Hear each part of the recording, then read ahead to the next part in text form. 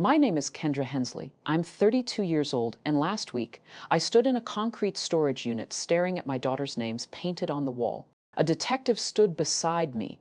The unit smelled like fresh paint and baby powder.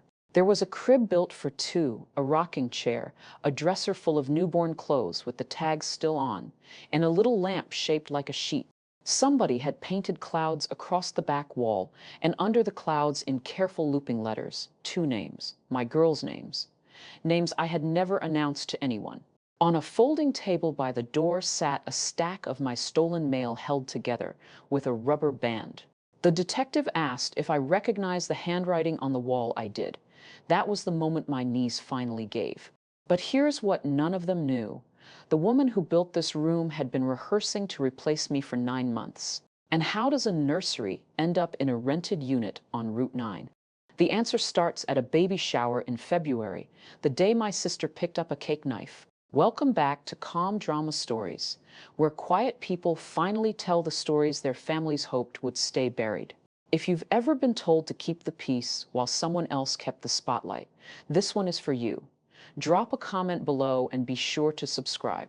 Before any of this, I was just a pediatric nurse in Springfield, Missouri, working 312 a week at Mercy General. 8 years on the floor. I like the night shift, the quiet hum of the monitors, the way a scared kid settles when you sit down instead of standing over them. Nurses learn one habit early, and it saves lives. We chart everything: time, dose, response, initials. If it isn't written down, it didn't happen. Remember that it matters later. My husband Travis runs a 3-man heating and cooling company. He's the kind of man who checks your furnace filter while he's over for dinner and won't take a dime for it. We met when he fixed the air conditioning on the pediatric wing in July, and he asked me out in the parking garage, sweating through his shirt, holding his clipboard like a shield. We bought a little brick house on Maplewood Drive 4 years ago. Nothing fancy. We painted every room ourselves, and Travis built the porch swing from a kit that came with the wrong screws, which he still brings up. I tell you all this so you understand what I had and what my sister decided I had stolen from her. I earned my life one shift at a time. Scholarship, student loans, double shifts, a secondhand car with a taped mirror until I was 28.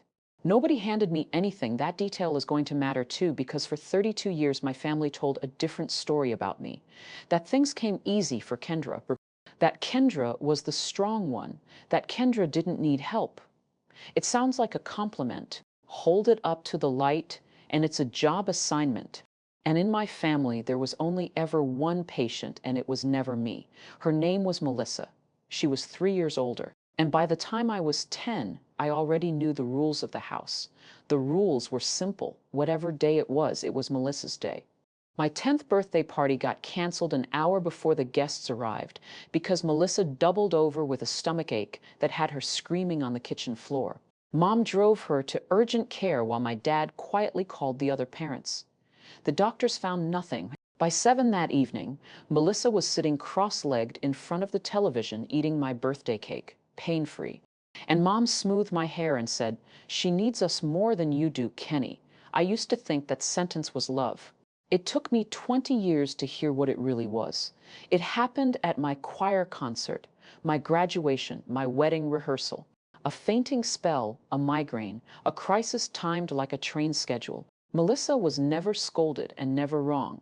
She was sensitive. She was fragile. She was going through something. My mother, Lorraine, ran our family like a stage manager with one star, and the star could not stand anyone else near the lights. One more thing about Melissa, and I need you to keep it in your pocket for later. She hated being touched. Always had no hugs, no linked arms, no hand on the shoulder. Family joke was, you greeted Melissa like a cat. You let her come to you. Even at her own wedding, she and Blake did a stiff little sway at arm's length while everybody clapped. So, no, nobody at that baby shower thought twice about the fact that not one guest had patted her belly in months. You didn't touch Melissa. You admired her from a respectful distance, like a museum piece, which is exactly how my mother raised her. I'm not telling you this so you'll hate a little girl with a stomachache. I'm telling you because 30 years of that raises a question nobody in my family ever dared to ask. What happens to the star when somebody else has news? We found out 6 years ago when my dad's heart quit in the driveway with a garden hose still running in his hand. He was 58. Roy Whitmore was a quiet man who fixed things and asked for nothing. And I have spent a lot of my life trying to be him.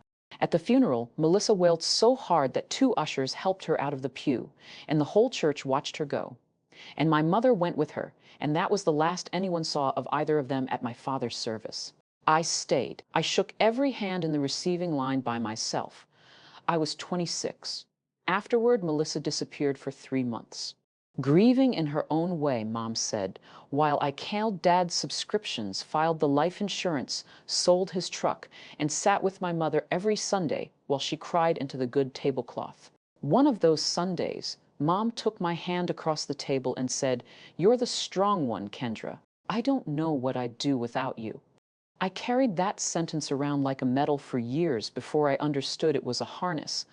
The strong one doesn't get asked how she's doing. The strong one gets handed the paperwork. The strong one waits. And I want to be honest with you because this part is on me. I liked being needed. After Dad died, holding my mother together became my second job, and I clocked in every week without fail. That's my flaw. It was never that I trusted too easily. I never trusted Melissa an inch. It was that I believed my mother was mine to manage, mine to protect, mine to keep from breaking. It never once occurred to me to ask what my mother was doing with all that access to me. It should have, because one August evening at that same table under that same tablecloth, I handed her the one secret I couldn't afford to lose. Travis and I started trying for a baby. The spring I turned 30, nothing happened. A year of nothing, then tests, then words like unexplained and diminished, which are doctor words for we don't know and we're sorry. We did 2 rounds of IUI at $4,800. We pulled out of the porch remodel fund. Both failed. I'm a nurse. I know the numbers. Knowing the numbers does not help you in the shower at 2 inches the morning, and it does not help you in the greeting card aisle in May. We kept it private, completely private for 2 years, except once one evening in August at my mother's kitchen table. She caught me crying over a diaper commercial, and I broke. I told her about the tests, the 2 failed rounds, the money, all of it. She held my hand and swore it would stay between us. I told exactly one person in this world. Hold on to that detail. Travis never even told his own brother. We weren't ashamed. We were protecting something soft, the way you'd shield a match from wind. And I'll say this plainly because women like us don't say it enough. Infertility is not a personality flaw. And it is not a competition entry. It's a grief that lives in your calendar. Every month has a due date in it that never existed. You learn to smile at other people's announcements with your back teeth pressed together, and you get good at it, and you hate that you're good at it. By that August, I had gotten very good at it. So when September came and my phone lit up with a group text from my mother, all caps, a row of pink and blue hearts, family dinner Sunday, Melissa has news. I put the phone face down on the counter, finished drying the dishes, and practiced my smile in the dark kitchen window. I already knew what the news was. It was always going to be her news first. Melissa announced her pregnancy that Sunday in September, the way other people launch a product. She stood at the head of my mother's table, tapped a glass, and unveiled a framed sonogram like it was a lottery check. 12 weeks along, due at the end of March. And here's the truth. The whole truth. I was happy for her genuinely. Whatever 30 years of birthdays had done to us, a baby is a baby. And I watched my sister glow and thought, maybe this softens her. Maybe this fixes something. My mother cried and started a group chat that same night called Baby Watch. And for the next 2 months, Baby Watch was the only channel our family broadcast on. Melissa quit her job at the furniture store to focus on the pregnancy. Mom drove her to appointments or said she did. Every craving got a photo. Every twinge got a paragraph. I hit the little thumbs up on all of it from the break room at midnight, and I never once complained. And I want that on the record. The only person who didn't glow was Blake. My brother-in-law is a big, gentle guy who sells insurance and laughs at his own jokes before the punchline. And that fall, his laugh went missing. He'd sit at family dinner with dark circles under his eyes, cutting his food into smaller and smaller pieces, smiling half a second too late. When I asked him in October if he was sleeping, he said, "Work was crazy. Insurance is never crazy in October. I noticed it the way you notice a car parked wrong on your street. You clock it, you move on. I had my own life running underneath all this. And by late fall, mine had quietly caught fire in the best way. But keep your eye on Blake. Out of everyone at that table passing the rolls and toasting the future, he was the only one who wasn't acting. In late October, Baby Watch went quiet, not silent, curated. The daily photos stopped, and in their place came short updates typed by my mother. Melissa is resting. Doctor wants her taking it easy. Please respect her privacy. She's limiting visitors. Melissa skipped Thanksgiving entirely. Mom delivered a plate to the duplex and reported back that she was doing beautifully. Just tired. Something else changed that nobody named out loud. My sister, who had never been a hugger, stopped letting anyone within arm's reach at all.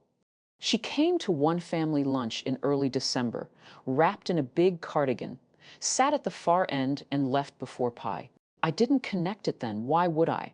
I had a policy of not looking too closely at Melissa, the way you don't stare into the sun. And besides, that same week, my own world tilted. I came off a night shift on a gray Tuesday in mid-December, and out of stubborn habit took a pregnancy test from the box under the sink. The value pack of disappointment, Travis called it, because gallows humor is free. I set it on the edge of the tub and started brushing my teeth. Then I stopped brushing my teeth. 2 lines. After 2 years, 2 clean, undeniable pink lines. I walked into the kitchen holding the stick like it was a baby bird, and Travis took one look and sat straight down on the floor next to the dishwasher. And we stayed down there on the cold tile, laughing and crying until his coffee went cold above us. We decided before we even stood up.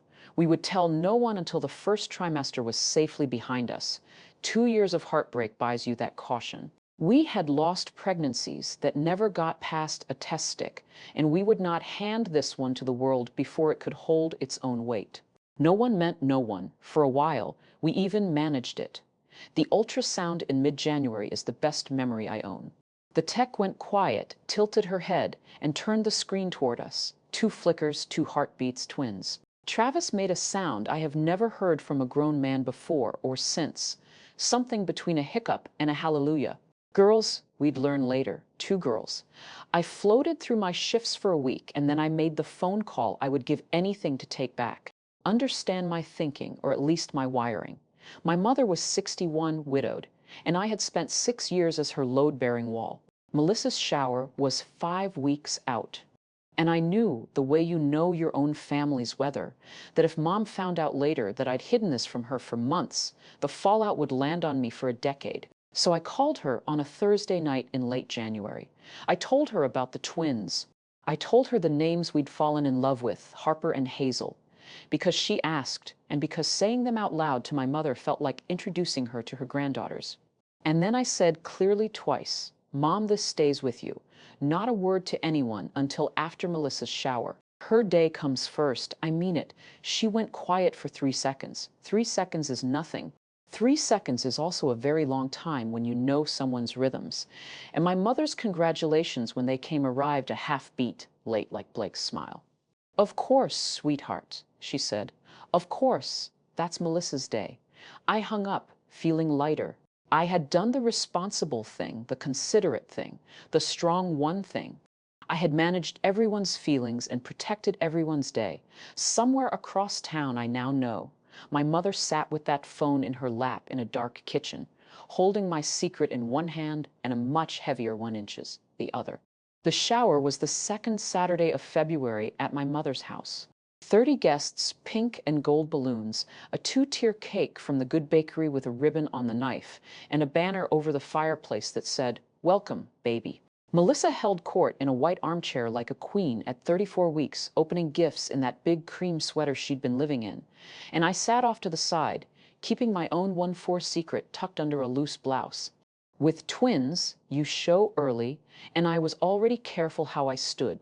I fetched punch. I wrote down who gave what because, of course, that job was mine. It was by any measure entirely her day, and I was fine with that. Then came the toast. My mother stood, raised her glass, got through two lovely sentences about miracles and new chapters. And then her eyes swept past Melissa and landed on me, and I watched it happen in slow motion, the words leaving her before anything could stop them. And soon this family will have even more blessings because Kendra's carrying twins.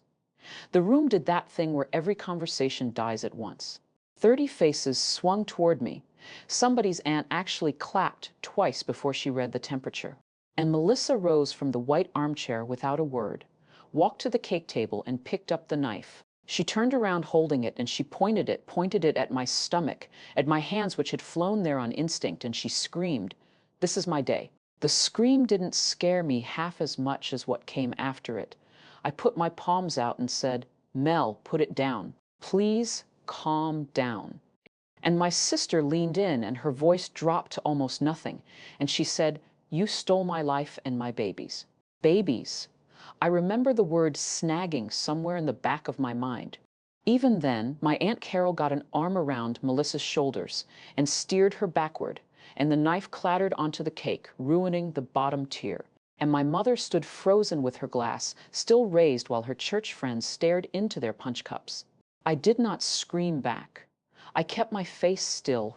I collected my coat and my husband, and I walked out of my mother's house through a silence you could have cut with that same knife. In the truck, Travis sat with his hands on the wheel, not starting the engine. "Kendra," he said slowly, "did you hear what she said, babies plural? We haven't told a single soul there were two. Neither of us said anything the whole way home. There was nothing safe to say. Let me pause here because I can feel some of you not believing me. A knife at a baby shower sounds unbelievable. I stood there and I barely believed it, but the knife was never the scary part. The scary part was finding out how long she had been sharpening it. If you've ever underestimated a jealous relative, tell me in the comments, and stay with me because the storage unit is worse than you think. Subscribe so you don't miss how this ends. Now, you might expect that pointing a blade at your pregnant sister in front of 30 witnesses would earn a person some consequences. You do not know my family. My phone rang at 7 the next morning, and it was my mother, and I made the mistake of hoping. I thought she was calling to ask if I was okay. She was not. "Your sister is in a fragile place right now," Mom said in the same calm managerial voice. She'd used my whole life. That announcement was poorly timed, Kendra. You have to see that. I reminded her that the announcement had been hers. A pause. Well, it was going to come out eventually. The point is, Melissa feels blindsided, and I need you to not make this bigger than it is. Bigger than it is. A knife pointed at my abdomen at her party, and my assignment, mine, was containment. I stood at my kitchen counter, listening to my mother negotiate on behalf of the person who'd threatened her unborn grandchildren, and something in me went very still and very clear, like the moment a fever breaks. "Mom," I said. She pointed a knife at my stomach, and my mother said, "I will remember this until I die." It was a cake knife, Kendra. It was her day. There it was, the house rules spoken plainly at last, over a phone line to the strong one. I said I had to get ready for work. I didn't have work. I sat down at the kitchen table where Travis had left his coffee, and I did the thing 8 years of nursing had drilled into my hands when everything is going wrong at once.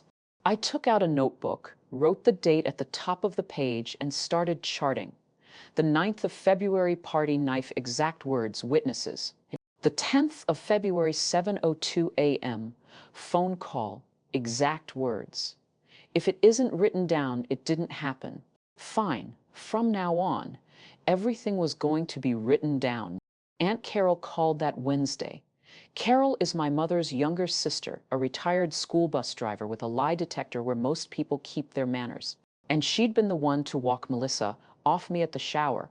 She got 2 sentences of small talk in and gave up. "Kendra, honey, I need to tell you something, and I need you to sit down for it. That mess Saturday wasn't out of nowhere." According to Carol, since late January, weeks before the shower, Melissa had been working the family phone tree, calling cousins, calling my mother's church friends, telling anyone who'd listened that I had been faking fertility problems for sympathy, and that the moment her pregnancy got the family's attention, I'd suddenly conveniently turned up pregnant myself with twins, no less. Because Kendra always has to win. She told me you'd been jealous of her your whole life. Carol said she had it all organized, like a little speech. Honey, she was telling people about your twins before your mother ever raised that glass. I thanked Carol. I wrote it all down. Then I sat in my quiet kitchen and let the two impossible pieces knock against each other. My fertility struggles told to one person once in August. My twins told to one person once in late January. Melissa had both, and she'd had them early enough to build a smear campaign out of them before the shower. The knife hadn't been a snap. It had been an opening night, which left a question I could barely stand to hold. There were only two people in that kitchen in August, and one of them was me. I looked at that sentence in my notebook for a long time. Then I wrote under it in small letters, the most generous theory available. Mom let it slip. Moms let things slip. I underlined it twice, like underlining could make it true.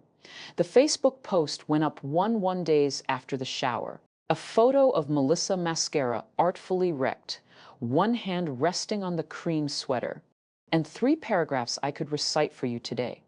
She wrote that her baby shower had been hijacked and destroyed by a family member who could not stand to let me have one single day. She wrote that she had been verbally attacked while heavily pregnant and had to be protected by relatives. She never used my name. She didn't have to. 200 comments bloomed under it like mold prayer hands, broken hearts. Some people need attention like oxygen. Stay strong, Mama. My cousin Dana, who I taught to drive, commented a frowning face.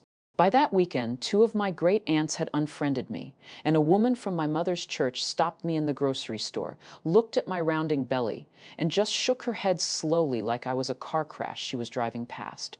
I want to tell you the truth about what that does to a person, because the truth is embarrassing. At midnight, pregnant and furious, I sat on my couch and typed a reply. 4 paragraphs, the dates, the witnesses, the knife. My thumb was over the post button when my phone buzzed, the charge nurse asking me to cover Sunday. And I looked at my own words glowing in the dark living room, and I heard myself think clear as a bell. If you post this, you're a contestant.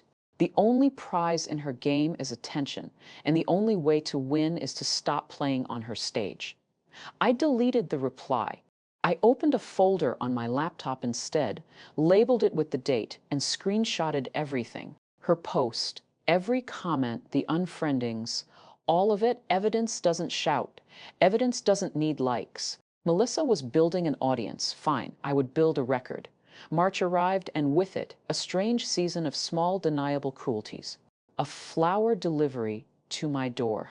White lilies, the funeral kind, with a card that said "in loving memory" and no name. A cash on delivery order of newborn diapers I never placed. The first of 6 deliveries, each one requiring me to stand on my porch and explain to a confused driver that no, I hadn't ordered anything. Then the calls started at the hospital. The unit secretary flagged me down. One night, a woman had phoned twice asking which shifts Nurse Hensley worked, claiming to be a family friend planning a surprise. We don't give that out, obviously. She'd hung up both times. I logged every incident in the notebook. Date, time, what, who witnessed. And somewhere in week 3, reading it back on my break, the pattern stood up and looked at me. The Leahs arrived the day of my 16-week appointment. The first diaper stunt landed on the day of my blood work. The hospital calls came the same afternoon. My OB's office called to reschedule my 20-week scan. Every strike landed on a day that meant something in my pregnancy. Days that existed nowhere except my own calendar and my own medical file.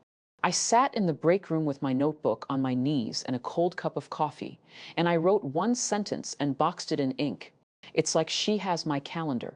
Travis wanted to drive to the duplex and have it out. I talked him down, and I'll tell you exactly why. Confrontation was the invitation she was engraving. Every stunt was a doorbell.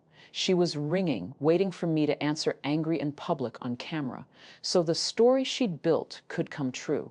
I would not answer, but I did start asking a colder question in the margins of my notes. Not why is she doing this? How does she know? I got my answer to neither question on the last Friday of March in the waiting room of Riverbend Women's Health at my rescheduled 20-week scan. I checked in, sat down, reached for a magazine, and there she was. Melissa sitting across the waiting room in the cream sweater, hands folded on the swell of her belly, watching me with a small, patient smile like she'd been holding my seat. My appointment time existed in 3 places on Earth: my phone, Travis's phone, and my chart. Small world, she said loud enough for the room. I did not perform. Every pregnant woman in that waiting room was watching. And some animal instinct told me that an audience was the whole point, that somewhere in her story tonight, I would be the unstable one who made a scene at a clinic. So I walked to the front desk instead and quietly asked 3 questions. Nurse to receptionist: has anyone called about my appointments? Can you add a privacy flag to my chart? Can you check whether anyone but me has accessed my portal account? The receptionist typed, frowned, typed. No calls logged. Flags on now, and no one but you has ever logged into your portal. That night, I changed every password I owned anyway, turned on every alert, and wrote the whole scene down while Travis read over my shoulder with his jaw working. Here is what I need you to understand. I did not shrug this off. I saw the red flag. I acted on the red flag that same day in every way a careful person could. The system itself looked me in the eye and told me I was secure. When they finally found the leak months later, it turned out to be somewhere no password change could reach. A door I'd left open 6 years earlier and had every reason to believe was closed. We'll get there. Melissa never had an appointment that day. The desk confirmed it. She'd just known where I'd be. The first week of April, Melissa asked to meet neutral ground, a coffee shop on Commercial Street. Just US girls to clear the air. I went against Travis's advice for one reason. My notebook had a blank column labeled her side, and I am the kind of person who fills in columns. For 10 minutes, I saw a performance worth the price of admission. Tears at the right moments, a trembling hand on the belly. The hormones have me all turned around. Kenny, I'd never actually hurt you. She dabbed her eyes with a napkin, and I watched her check over the rim of the napkin whether the couple at the next table was watching. Then came the pivot, smooth as a key change, but you have to understand how it looked. Announcing twins at my shower. You've been second your whole life, and I get that this was your moment, but it was supposed to be my day. My day. Always the same words, smooth as river stones. And then the ask, the real reason for the coffee and the tears. So I think for the family, you should post something on Facebook, just clearing up that it was a misunderstanding, and you're sorry for how it unfolded. Mom agrees. It would mean so much to her. There it was. A public confession drafted by the offender, co-signed by my mother to be published under my name. I looked at my sister for a long moment and I said, "No, Mel, I'm not going to do that." And I watched the tears shut off. Not fade, shut off like a faucet, mid-drop. What was left looking back at me was flat and cold and older than both of us. I stood, put money on the table for both drinks, and walked out. It was the tap I kept thinking about on the drive home. You can't fake plumbing like that. The crying was the mask. The dry eyes were my sister. Melissa's due date was the end of March. It came and went with no news, and I'll admit, the quiet felt strange. But April in a hospital eats your attention, and I let it. Then the second week of April, my mother summoned the family to a healing dinner. And before anyone lifted a fork, she stood, gripped the back of her chair, and announced through tears that Melissa had lost the baby. Stillborn, she said, 36 weeks. It had happened privately with dignity, and Melissa needed love now, not question. The table made the sound a family makes when the floor gives out. My great-aunt wept into her napkin. Dana ran to the bathroom, and I sat there with my hands over the twins and grieved for my sister. Honestly, physically grieved, because whatever she had pointed at me in February, I would not have wished this on her in 1,000 years. I reached for my phone to text Blake my heart, my help, anything. And that's when the details started refusing to line up. No hospital was ever named, and I know every delivery ward in 3 counties. No funeral, no marker, no date. Melissa doesn't want a service. It would break her. Blake never answered my message or anyone's. I learned later.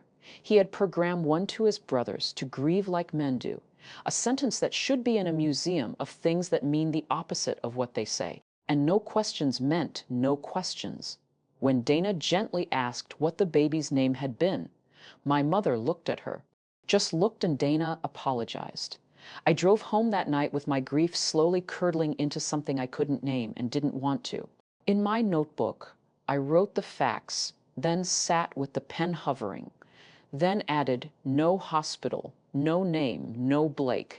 I closed the notebook. Some doors you're not ready to open, even when your own hand wrote the address.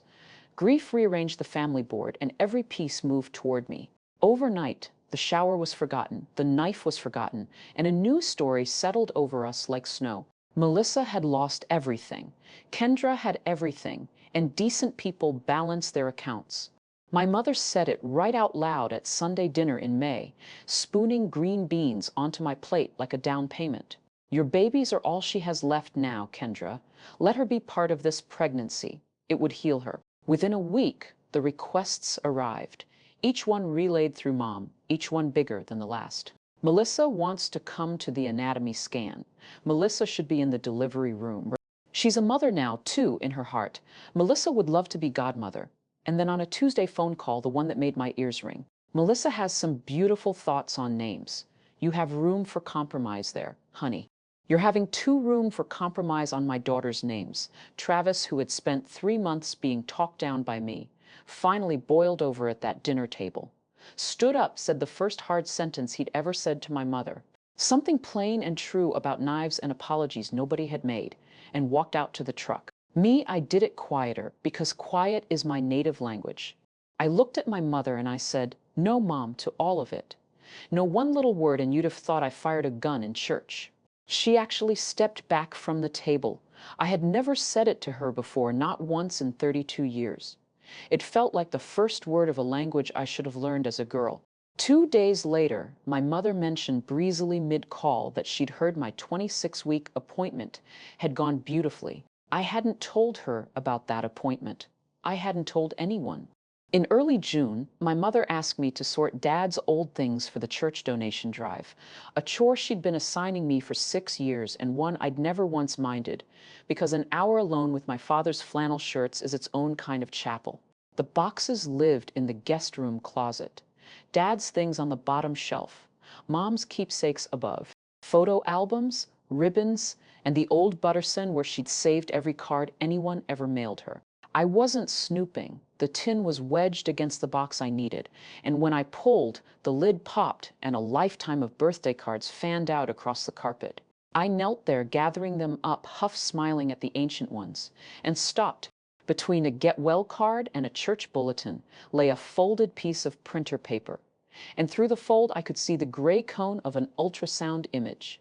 I opened it. It was mine, my 20-week anatomy scan, the one from the last Friday of March Riverbend's header across the top.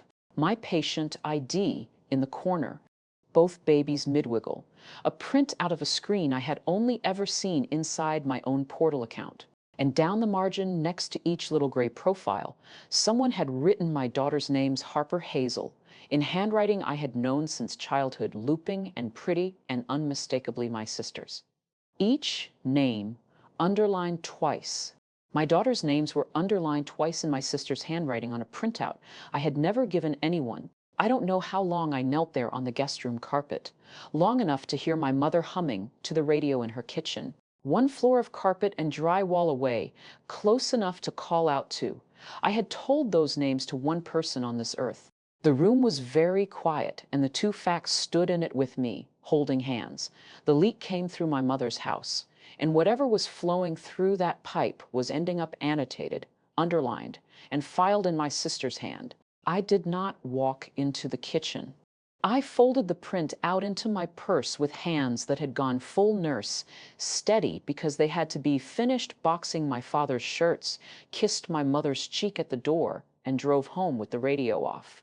All 5 minutes, listening to my own pulse. Here's where I stopped being a daughter with hurt feelings and started being a professional with a problem. Monday morning, I took my notebook, my screenshot folder, and the folded sonogram to a family law attorney named June Albright. Gray bob, reading glasses on a chain, a handshake like a nutcracker, $2,500 retainer, worth every cent for what she said in the first 10 minutes. Stop trying to figure out why. Crazy is not your case. Pattern is your case. Document everything. Say nothing to anyone and let her keep talking. Then she tapped the sonogram, and this we don't confront this yet. If your mother is the channel is now an asset. A channel can be tested, so we tested it. That Sunday at dinner, calm as you please, I served my mother a lie with the pot roast. I told her, just her, door closed, voice low girl to girl, that my doctors had made a decision. With twins, they wanted me delivering at St. Vincent's across town, not Mercy General where I work. Every word false. My delivery was planned for Mercy, had always been planned for Mercy, and exactly 3 living souls knew that. Me, Travis, and June Albright's legal pad. My mother received the false secret with a squeeze of my hand and a promise. God love her, that it would stay between us. A canary in a coal mine doesn't have to do anything, June explained. It just has to sing where only one tunnel can hear it. If St. Vincent ever came back to me in a comment, a call, a stunt, I'd have my proof of the whole pipeline. Mother to sister, no password required. I drove home feeling something I hadn't felt since February, and it took me miles to name it. It wasn't safety, it was initiative. For 4 months, the game had been played on me. Starting Sunday, I was dealing. 2 weeks later, in the middle of June, my neighbor Ruth from across the street flagged me down at my mailbox. Ruth is 74, sleeps like a cat, and misses nothing on Maplewood Drive. Sweetheart, she said, does your sister visit at night? I felt my face do something careful. Ruth described it. Around 2 o'clock in the morning twice that week, a car parked down past the Hendersons, and a woman walking back up the sidewalk to stand at the side of our house. The north side, where the spare bedroom is, the room with the crib boxes visible through the window and just standing there. The second night, Ruth swore, the woman raised a phone and took pictures of the window, of the dark window of my daughter's someday room. The next morning, I found soft dents in the flower bed under that window, the tidy oval prints of a woman's flat shoes, and photographed them next to a tape measure like I was working a scene. Because by then, I suppose I didn't call my mother. I didn't post about it. I called a company off a work friend's recommendation. And by Friday, we had a doorbell camera, 2 motion floodlights, and a camera over the garage covering the north side. Travis walked the yard every night before bed that whole summer, coffee in hand, casual as a man checking tomatoes, about as casual as a lighthouse. And still, the mail started going missing. Little things at first, things you'd blame on the postal service. A bank statement that never came. A birthday card from Carol with $20 she swore she'd sent. Then the clinic's appointment reminder cards. 2 months running, I filed a Holden pickup at the post office and noted every gap in the notebook, which had become 2 notebooks. You can call all this paranoid. In July, you'd have been right to wonder. By November, a detective would be photographing that same rubber-banded mail on a folding table on Route 9.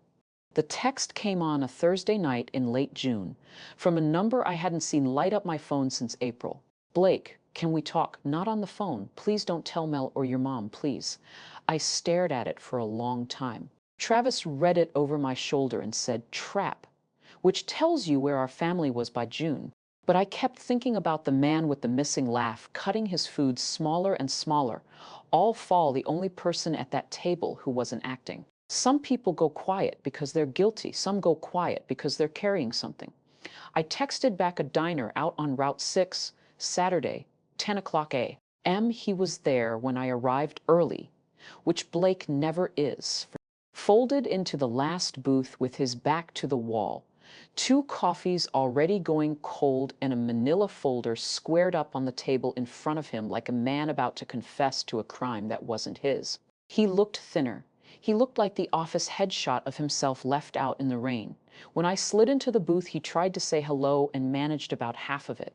Then he put his hand flat on the folder and he said, Kendra, before I open this, I need you to know I wanted to tell you in April. I wanted to tell everyone I was outvoted. Outvoted. In a family, think about what that word means and who gets votes. I looked at the folder under his big freckled hand, and I understood with total clarity that whatever was inside was going to break the story of my family in half. that there would forever be before this booth and after this booth. I reached for it anyway. Before I tell you what was in that folder, if this story is hitting close to home, do one thing for me tonight. Check who still has access to your life, your accounts, your portals, your spare keys, the proxy permissions you set up years ago and forgot. I thought a changed password made me safe. I was wrong, and it cost me a summer. Comment checked when you've done it and subscribe if you haven't, because what's in Blake's folder changes every single thing you've heard so far, and we are just getting to the part my family still won't say out loud. Inside the folder was a hospital discharge. Summary dated the 20th of October, Cox South Emergency Department, one town over Pack. Patient Melissa Carr, and on the second line in the flat lang. Age medicine uses when it can't afford feelings. The words that rewrote my entire year. Fetal demise, 17 weeks. The 17th of October weeks. I did the math the way you check a med dose twice, hoping to be wrong. The baby my family toasted in February had been gone since the 20th of October. The belly under that cream sweater was padding. The shower, the balloons, the two-tier cake, the ribbon on the knife had been a party for a child who no longer existed, thrown by the one other woman in that room who knew because she knew. Blake's voice came out sanded flat. It was Lorraine who met them at the that night. Lorraine who sat in the hallway while Melissa was told. And in the parking lot at 2 o'clock in the morning, it was Lorraine who took her shattered daughter's face in her hands and made the plan. We don't tell people yet. You'll announce when you're ready. Let Mom handle the family. Then the shower invitations went out in January, Blake said. And I thought, she'll cancel it. She has to cancel it. And your mom kept saying, let her have this. It's part of her healing. He'd begged them both to get Melissa to a doctor of the other kind. Lorraine's answer never changed. Therapy is for strangers. Family heals family. And there was more. The reason he couldn't sit inside it anymore. It hadn't been the first. 4 other pregnancies over 6 years, all ended early, all hidden. A private ladder of grief my sister had been climbing alone while the family admired her from the required distance. Everyone at that shower was toasting a baby who had been gone since October, and the only 2 women who knew were holding the cake. I thought about the knife pointed at my stomach and the sentence under it. You stole my life and my baby's, and it changed in my hands like a photograph developing. She hadn't been announcing hate. She'd been announcing a delusion. One my mother had catered, decorated, and mailed invitations for. Blake's phone buzzed on the table between us. Mel flashing on the screen, he went gray and turned it face down. And neither of us breathed for a second.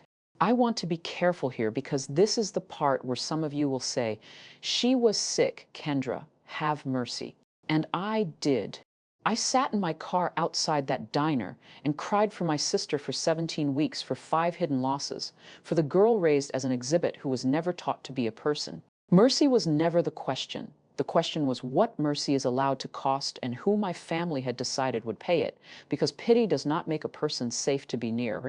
Sometimes it makes them less safe, and everyone who loved her had voted to leave her untreated and aim her at me. I got my answer about cost that same weekend, Sunday night, 1:40 inches the morning. The floodlight tripped. The doorbell camera caught it clean, a figure at our back gate working the latch. The gate code to which 4 people on earth knew because my mother kept our spare key and codes on a cup hook in her pantry, labeled because of course she did. The latch scraped, the light hit, and the figure walked away fast down the fence line, unhurried and wrong, hugging a canvas bag, chin tucked. You couldn't see the face. I didn't need the face. Monday morning, June Albright watched that clip twice without blinking, then opened her calendar. We're done collecting, now we file. Expart Order of Protection granted by a Greene County judge that Thursday on the strength of 2 notebooks, 1 folder of screenshots, 1 flower card, 1 footprint photo, and 1 seconds of video. Temporary, June warned me. The real test was the final hearing. Both sides present. Evidence on the record set for September, then bumped again by the court's calendar to the 14th of November. The system is slow. She was not. From that Thursday on, my life became a countdown with a date at the bottom of it. And so did this story. The 14th of November, hold on to it. The sheriff served Melissa on a Friday. My phone detonated by dinner time. My mother's opening line, no. Hello, a restraining order against your sister. Have you lost your mind? I sat at my kitchen table, 8 months pregnant, and let her go. The fragility, the grief, the family handles family, the entire hymnal, and while she preached, I did something new. I said almost nothing back, not out of fear. Strategy, June's voice in my head. Let them talk. Everything they say is inventory. And my mother monologuing to a silent daughter was inventory in a floral blouse. You know, she'd never actually hurt you. This is about attention, Kendra. It was always supposed to be her, and she caught herself and pivoted to how a court order would look to the church. What my mother did not know, monologuing about attention, was that a copy of a South Discharge summary was sitting in my lawyer's safe. She lectured me about Melissa's healing without knowing I knew what there was to heal from. That every righteous sentence was self-incriminating testimony delivered free of charge to the quietest audience of her life. I just said, okay, Mom, and I have to go, Mom, and wrote it all down when she hung up. The family sorted itself that weekend like laundry. 2 great aunts and cousin Dana went cold, but Aunt Carol called and her voice had gravel in it. I was standing 3 feet away at that shower. Honey, I know what I saw and I know what I heard. And if a judge wants to hear it too, you give them my number. Her first witness volunteering, and then she added almost casually, the thing that told me the tide was turning under the family's feet. And Kendra, I've been thinking, nobody ever did see Melissa's belly, did they? Not once, just the sweater. Even the choir was starting to count. The order required Melissa to stay 500 feet from me, my home, and my workplace. One days after she was served, I opened my front door at 6 o'clock a.m. to leave for a day shift and nearly stepped on a white box. No postage, no note, ribbon tied in a careful bow. Inside, folded in tissue like something precious, were 2 newborn bodysuits, soft yellow and across each tiny chest, embroidered by hand in rose-colored thread. A name, Harper on one, Hazel on the other. Names we had told no one but my mother. Names that existed on a stolen printout in my sister's handwriting. Now stitched, needle and floss. Hours of work under a good lamp onto clothing for my children left on my doorstep by a woman legally barred from standing on it. I want you to sit with the hours. Rage is fast. A Facebook post takes a minute. Even the knife took only a second of madness. Embroidery is slow. Embroidery is patient. Somewhere across town, my sister had spent whole quiet evenings pulling my daughter's names through fabric. Letter by letter, loop by loop, planning what a gift, a claim. I stood on my porch in the July morning light with the box in my hands. And for the first time since February, I was purely physically afraid. Then I did what I had trained myself to do instead of feeling things at 6 o'clock in the morning. I photographed the box on the porch where it lay. I bagged it in a 2-gallon Ziploc from my own kitchen, evidence-style tissue and all. I called the non-emergency line, met the officer on my lunch break, and filed report number 1 for violation of an order of protection. The officer, a young guy with kind eyes, held up the bag and studied the stitching. "This is hand-on," he said. "Somebody took real time with this," I said. "I know. That's why I called you with a violation report filed and a hearing on the docket." June had the leverage she'd been building toward all spring. A subpoena for the portal system's access records, not the clinic's front desk view, the network's actual audit logs, the ones nobody at a reception desk can see. It took the health network's legal department 3 weeks to comply. On a Tuesday in late July, June called me into her office, laid a printout on the desk, and turned it around to face me the way you'd turn a verdict. "The receptionist told you the truth," she said. "No one but you ever accessed your account. She just wasn't looking at the right account. 6 years ago, after my appendectomy, I'd signed a form giving my mother proxy access to my patient portal. 1 signature, 1 recovery, 1 ride to a follow-up appointment, forgotten by March of that year. The clinic I'd used back then had since been folded into the same network as Riverbend Women's Health. The proxy came along with it. Dormant, invisible in my settings, alive in theirs. Lorraine Whitmore, authorized representative. 31 login in 8 months. June had matched them against my notebooks line by line.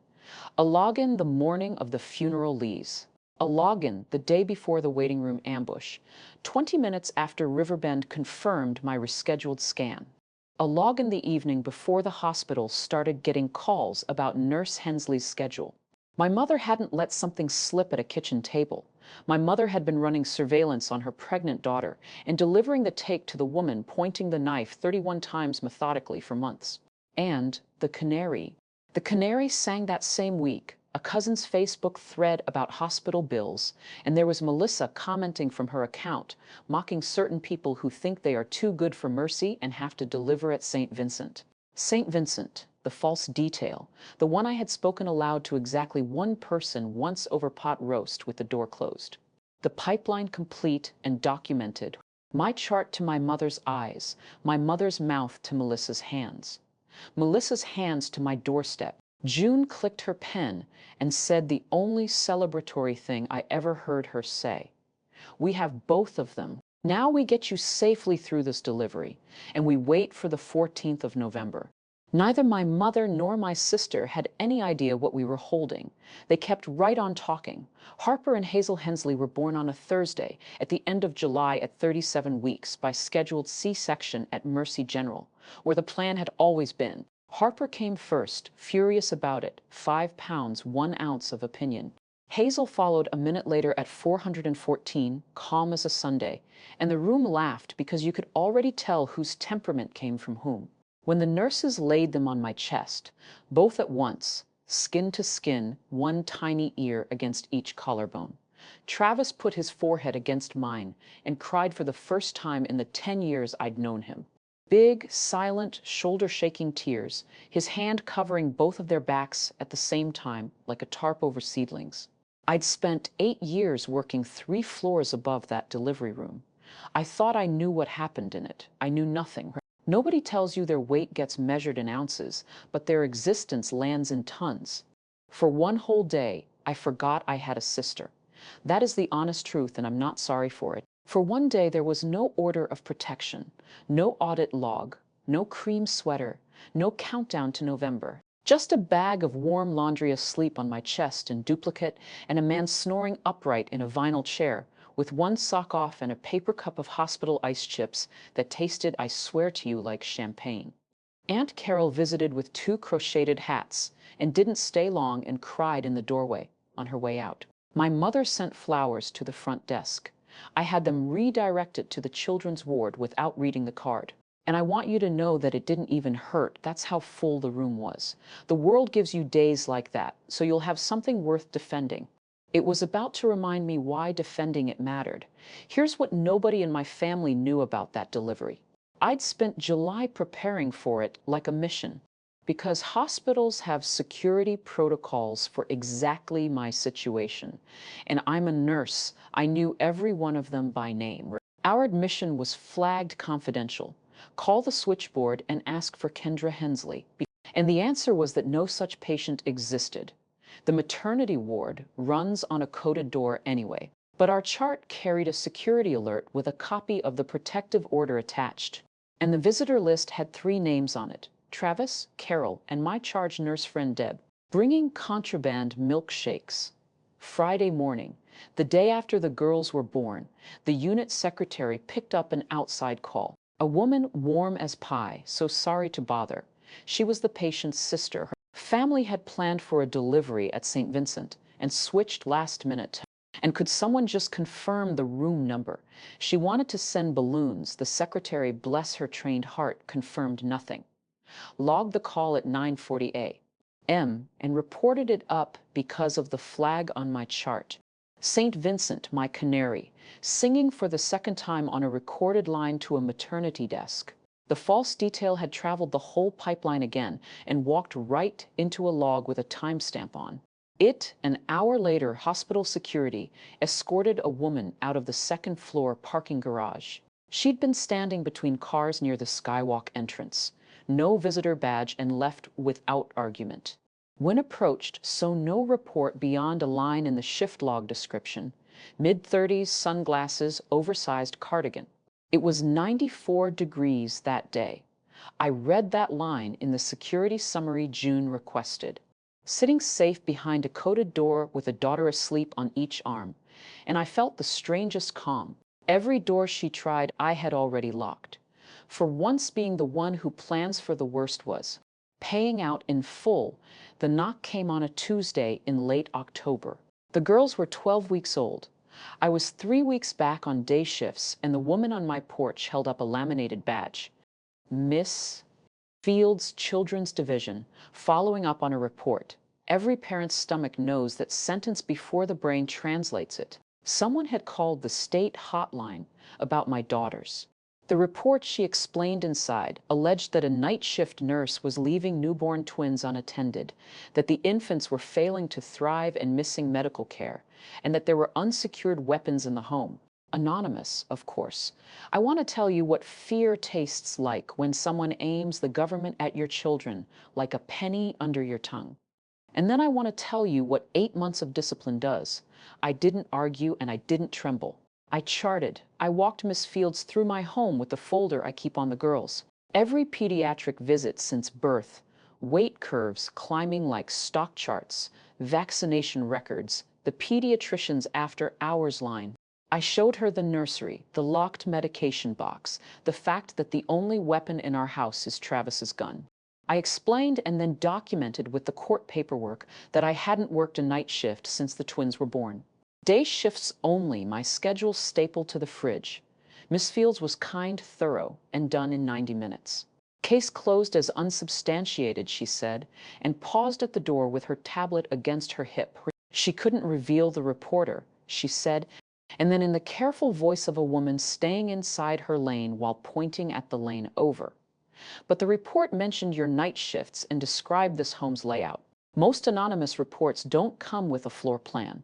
The details in that report belong to someone who had been inside my family's dinner conversations or inside a stack of stolen mail. After her car pulled away, I stood in my hallway shaking with a fury I hadn't permitted myself all year because this was new territory. The knife had been aimed at me. The post, the Lees, the ambush. Me. This report was aimed at taking my children. And underneath the fury, cold and quiet, a question with only bad answers. If she couldn't get them on paper, what was she building instead? The first week of November, June and I did the full walkthrough for the hearing. Now 9 days out, her conference table looked like a small, well-organized war. 63 logged incidents across 2 notebooks. 2 police reports. The embroidered bodysuits in their Ziplo, the audit log with its 31 entries cross-referenced in June's tidy hand, the maternity desk call, log 9:40 a.m., St. Vincent's, the CPS closure letter. Aunt Carol confirmed and subpoenaed, and Blake. Blake had called June himself in October and said he would testify to all of it. The discharge summary, the padded sweater, the outvoting. I owe your daughters that much, he told me on the phone, and his voice cracked on daughters. Into the middle of that week, my mother's letter arrived. 4 pages handwritten, her good stationery with the hummingbirds. I've read it many times since, always with the same amazement, because in 4 pages of ink about family and forgiveness and what Daddy would have wanted, there is not one sentence acknowledging that anything had ever been done to me. It was addressed to a problem, not a person. Drop this court nonsense, honey. Families don't need judges. Let me host a dinner, the 4 of us, and we will work this out where it belongs. And then the closer underlined the sentence I will hear in her voice until I'm old. We were going to fix this as a family, were past tense, as if the fixing had been scheduled all along. And I had wrecked it by declining to hold still. I did not answer the letter. I added it to the war table where it became Exhibit L. On the 8th of the 6th of November, days before the hearing, my phone rang at 4 inches the afternoon with a number I didn't know, and a voice I'd never heard said, "Mrs. Hensley, Detective Moss, Springfield Police. Do you have a minute?" It's about a storage unit out on Route 9. Detective Moss would say almost nothing on the phone. A facility called Storafe, a unit whose contents appeared to concern me and my children. Could I come out in the morning and take a look and bring photo ID? And a pause I have thought about many times since. Maybe don't come alone. Travis's mother took the girls that night. I didn't sleep and I didn't try. I stood in the doorway of the nursery for a long time listening to the 2 of them breathe out of sync. Harper snuffling like a small engine, Hazel silent and serene, even asleep the calm one. And I ran the whole 9 months through my hands like rope. The knife in February, the Lees in March, the waiting room, the tears that shut off like a faucet, the sweater, the gate latch scraping at 1940 inches the morning, rose-colored thread, 31 login, a floor plan and a hotline report. Every one of those things I had caught, logged, bagged, and countered. And on paper, I was winning. The order, the audit, the hearing. 6 days out, standing in that doorway. None of it felt like winning. It felt like I'd spent 9 months documenting the weather of a hurricane from inside the house. And tomorrow morning, a detective was going to open the front door and show me the sky. And months of documentation, and I still wasn't ready for a door on rollers. Around 3 o'clock a.m. Travis came and stood behind me without a word, and we watched them sleep like people watch a fire. You know how babies breathe with their whole torso, ribs, and belly and shoulders all in on the project. And finally, he said the only thing there was to say, whatever's in that unit, Kendra, it ends this week. One way or the other, it ends. At 8:40 the next morning, we pulled into the gravel lot of stores safe on Route 9. And Detective Moss was waiting by Unit 214 with the door already up. You already know what was in Unit 214 because I opened this story standing inside it. Now, let me tell you the rest of what my eyes found once my knees came back. The crib was assembled, a convertible double, the exact model from the baby registry I'd started online and never sent to a soul. Registries, it turns out, are searchable by name. The dresser drawers were organized by size, newborn to 6 months, tags on, girl colors on the left, and taped to the inside of the top drawer was a printed schedule. My schedule, my old shift rotations at Mercy General, my OB appointment dates going back to March, the girl's 2-month checkup, printed, highlighted, annotated in the margins in that looping hand. On the wall above the rocking chair, photographs, our house at night, the north window, the crib boxes on the porch the day they were delivered. Travis in the yard with a coffee and the mail, a rubber-banded brick of it on the folding table. My bank statement, Carol's birthday card, $20 still in it. 2 appointment reminders from Riverbend. And at the bottom, tucked in a folder like homework, a typewritten draft, 3 pages, addressed to the children's division, alleging neglect by a night shift nurse with phrases I recognized because I'd heard Miss Fields read them off her tablet in my hallway. This was where the hotline report was written in a rented room with clouds on the wall at a folding table next to a lamp shaped like a sheep. Moss's people had been called by the facility manager, a heavy-set man named Gary, who kept apologizing to me like any of it was his fault. After hours, door alarms had flagged the unit twice that week, and Tuesday night he'd found a woman asleep inside it in the rocking chair wrapped in a baby blanket. Trespass after hours, welfare check police. The officers saw the male federal offense right there on the table. Ran the names painted on the wall, and Harper and Hazel Hensley came back attached to an active order of protection with my name on it. My own paperwork had led them straight to me. One more thing, Moss said, and flipped her notepad. Units not rented to Melissa Carr, Lee says. Lorraine Whitmore, that's your mother behind me quietly. Travis said a word I won't repeat. I looked at the clouds and the sheep and my daughter's names, and I said, yes, that's my mother. Moss walked me through the paperwork in the manager's office under a humming fluorescent light with a space heater ticking in the corner. Lease for Unit 214. Signed the 3rd of the 2nd of March and a half weeks after the baby shower. $89 a month, 9 payments, auto pay, and the card on file belonged to Lorraine Whitmore. Gary, wretched with apology, remembered the rental day well. An older lady, very put together, said it was for her daughter.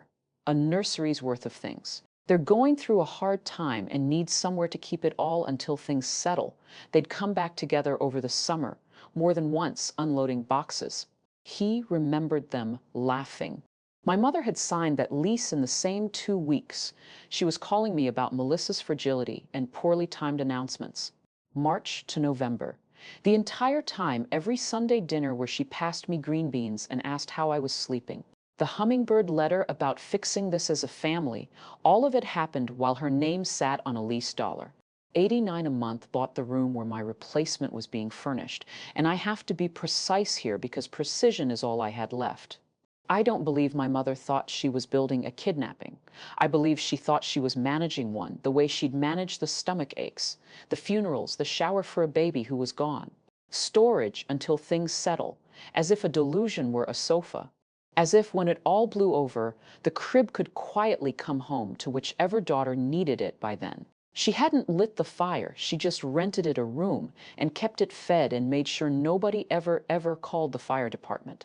While I signed the property sheets, my phone buzzed on the counter. A text from Mom sent from a kitchen 15 minutes away with no idea where I was standing.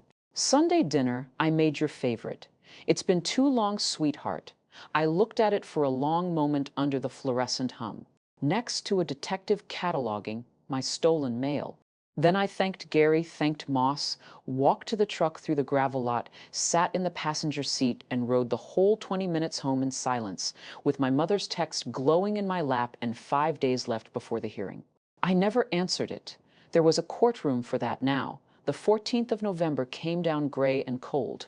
The Greene County Courthouse hallway smelled like wet wool and floor wax. And my family had sorted itself onto benches like a wedding. Nobody wanted. Carol and Blake and Travis on one side. My mother's people on the other. Dana studying her phone, the great aunts in Sunday coats. My mother arrived early, of course, in her Navy funeral suit, and made straight for me before June could intercept. She took my hand in both of hers, pressed it, and whispered urgent and warm like we were conspirators.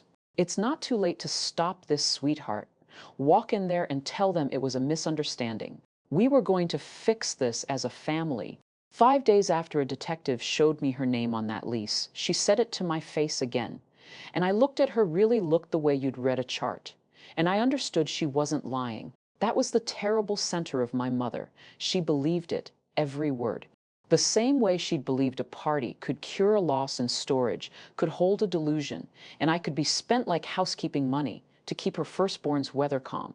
I took my hand back slowly, without heat, the way you take an instrument away from someone who shouldn't be holding it. And I said nothing at all, and her face changed as if I'd shouted. Then the far doors opened, and Melissa came up the hallway with her lawyer, and the benches went silent, one row after another like a wave dying on a beach. She was radiant, serene, and under her open coat, unmistakable, deliberate, was the soft, rounded front of a woman in her second trimester. The cream sweater. Nobody moved, nobody asked. In a hallway full of people who had toasted her at a shower in February, not one person met her eyes, and every last one of us was counting. Courtroom 4 was small and warm with a ceiling fan that ticked on every rotation, and it held, by my count, 19 members and friends of the Whitmore family by the time the bailiff closed the doors. Judge Ann Hollis presided, a compact woman in her 60s with the air of someone who has heard every version of every story and would like the short one, please. June rose and gave it to her, and the short version took 40 minutes because the short version was 9 months long. She entered the notebooks, 63 incidents dated, witnessed, the photographs, footprints by the north window, the Lees, the white box on the porch.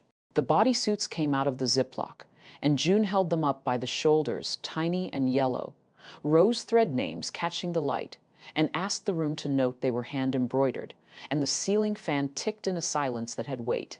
Then the audit log, 31 accesses by an authorized proxy matched. June read them in pairs. Deadpan devastating login, incident login, incident login, incident. Then the maternity desk log, 9:40 a.m., a caller citing St. Vincent. Then June's explanation, brief and surgical, of the canary, a false detail spoken once to one person at a Sunday dinner. And I watched Judge Hollis stop writing and look up first at my mother, then at Melissa, and lay her pen down flat. Carol testified to the knife and plain bus driver, declaratives that no cross-examination could dent. She pointed it at the pregnant one. I was 3 feet away. I moved her arm myself, and then it was me. I'd worn my work shoes for steadiness. I answered June's questions in order, kept every answer short, and did not look at the benches. At the end, June asked what I wanted the court to understand, and I said the sentence I had practiced at the nursery door at 3 o'clock in the morning, the truest one I had. I'm not here to punish my sister, Your Honor. I'm here because my daughters can't testify for themselves. The fan ticked. Somewhere behind me, a great aunt was crying. I found out later it was one of the two who had unfriended me in February. I kept my hands folded and my voice level, and I stepped down. Calm is a language, too. I'd been fluent all my life. This was the first room that ever heard it. Melissa's lawyer opened by calling the whole matter a family misunderstanding tragically inflamed by grief, and for a moment the benches breathed easier. Then June called Blake Carr. Watching a decent man dismantle his own life under oath is not a thing I ever want to see again. He kept his eyes on the rail and his voice at a mumble. The judge twice asked him to raise, and he laid it all out. The emergency room in the 17th of October weeks, the discharge summary now entered as an exhibit, the plan in the parking lot at 2 inches the morning, the shower that went forward in February anyway, the padding under the cream sweater. He had found it, he said, in the laundry and been told it was a posture pillow. The 4 earlier losses over 6 years hidden one by one. His begging for a doctor, a counselor, anyone, and the answer that came back every time from his mother-in-law in her kitchen, calm as scripture: therapy is for strangers. Family heals family. I should have gone over both their heads, he said finally to his hands. I kept telling myself, family knows best. I was outvoted. You can be outvoted right off a cliff. Then Detective Moss took the stand and put Unit 214 up on the courtroom screen, and I listened to 19 people inhale at once. The crib, the clouds, the names, the schedule taped in the drawer, the photographs of my house at night, the brick of mail, the drafted hotline report on the folding table, the lease 3rd of March, Lorraine Whitmore, $89 a month. State's charges pending, Moss noted. Professionally colorless stalking, mail theft, violation of a protective order. Additional findings referred. Through all of it, I watched my sister at her table because I couldn't not. She sat perfectly composed, hands folded on the swell under the sweater, watching the screen show her nursery to the county, and her lips were moving barely. A whisper with a rhythm to it. The same shape over and over, and from the second row, I finally made it out. And my whole rib cage went cold. 17 weeks, 4 days, 17 weeks, 4 days. Not a defense, a rosary. Somewhere under the performance and the padding and the rose-colored thread, my sister was still standing in a hospital hallway in October counting. For one breath, God help me, I grieved for her. Then the judge asked if she wished to testify, and Melissa stood and smiled. She was good for about 90 seconds, composed, wounded, gracious. The coffee shop performance scaled for a courtroom. My sister accepting the role of a lifetime. She spoke of grief, of sisters growing apart, of hoping for healing.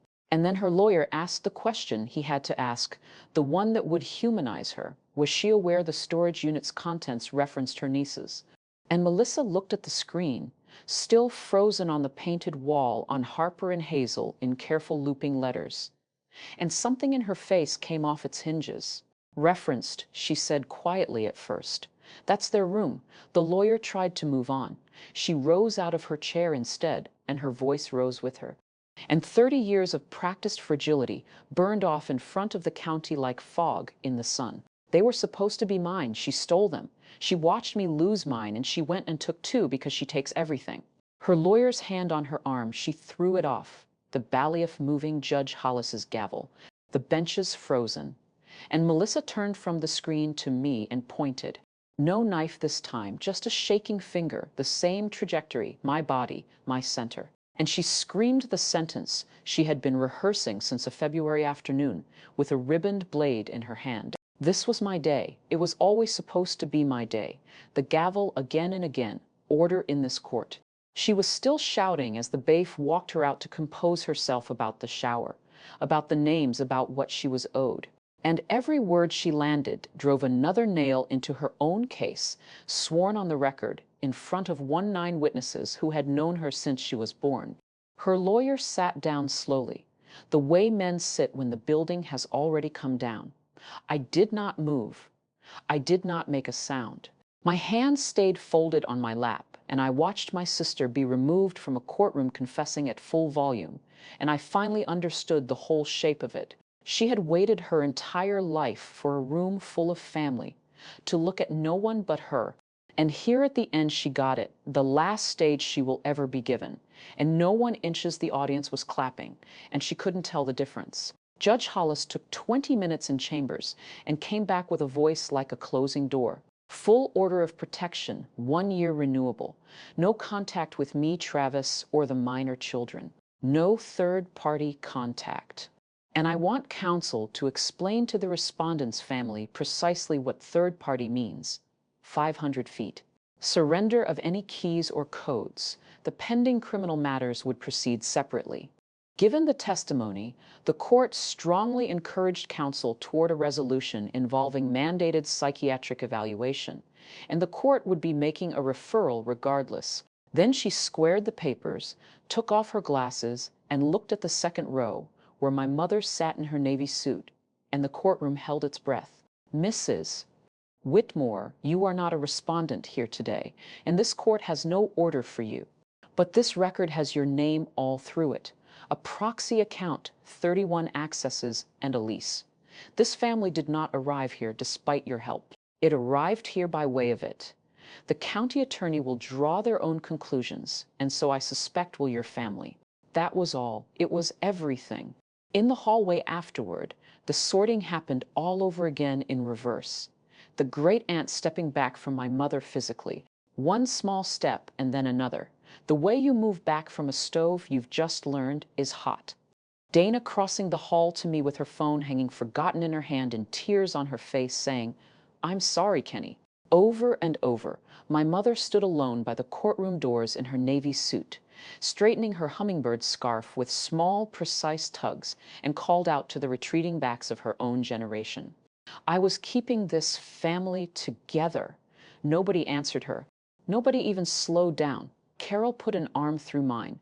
Travis got the other side, and we walked out through the wet wool smell into the cold. And behind us, her voice bounced off the marble and came back to her alone. On the courthouse steps, the November wind came straight down the street with nothing to slow it. And Travis pulled my collar up with both hands, like he was tucking in a kid. Across the lot, Blake sat in his car with the engine off, forehead on the wheel. Carol squeezed my arm and went to knock on his window because Carol is Carol.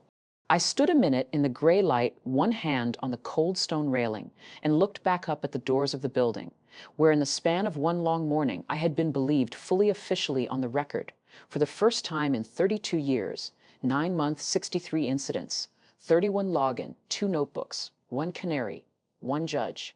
The knife was never the scary part. I got in the truck and we drove home to our daughters. It's been 6 weeks since the hearing, and I'm recording this from a house you haven't seen in a city. I won't name 2 hours from Springfield. We put the little brick house on Maplewood up for sale. The Monday after court, Ruth cried, then helped us pack, then gave the new owners a full briefing on the neighborhood. I'm told, and a hospital here had an opening on their pediatric floor that fit like it was tailored. We didn't run, we chose. There is a difference, and it took me all year to learn it. Running is when you leave to get away from someone. Choosing is when you leave to get towards someone, and the someones are asleep down the hall in a nursery. We painted ourselves. No clouds, no names on the wall. They have a whole life for people to learn their names the ordinary way. The legal ledger. Since I promised you consequences you could count, Melissa signed a plea agreement in December. The stalking and violation charges with the male count folded in conditioned on inpatient psychiatric treatment, which her attorney fought for. And I did not oppose because a locked ward with doctors is the first honest room my sister has been given in 35 years. The evaluation named it a delusional disorder woven through complicated grief 5 losses, deep untreated by design. Her sentence is treatment, mine, I suppose, is knowing that if one person had said the word doctor in October instead of shower, none of us would know what a courtroom fan sounds like. Blake filed for divorce and moved to Tulsa near his brother. A card came from him last week. No return address inside, just a gas station card with a cardinal on it. Tell the girls someday that their Uncle Blake tried. I will. He gets to be in the story I tell them because he earned it at a diner table and again under oath. The nursery in Unit 214 was released from evidence in December. I had it donated, every stick of it, to a women's shelter downtown.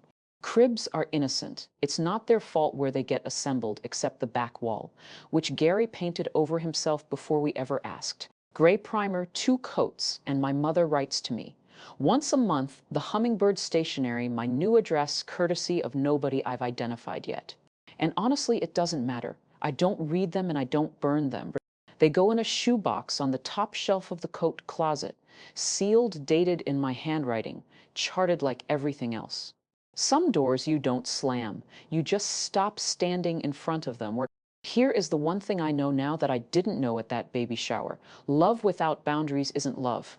It's a waiting room, and you will sit in it forever holding your paperwork until someone sicker than you needs your chair. That's my story. 1 cake knife, 31 login, 2 names painted on a wall that never should have known them. If this reminded you to check who still has access to your life, your accounts, your records, your peace, do it today, not Sunday. And share this with someone who keeps the family peace at her own expense.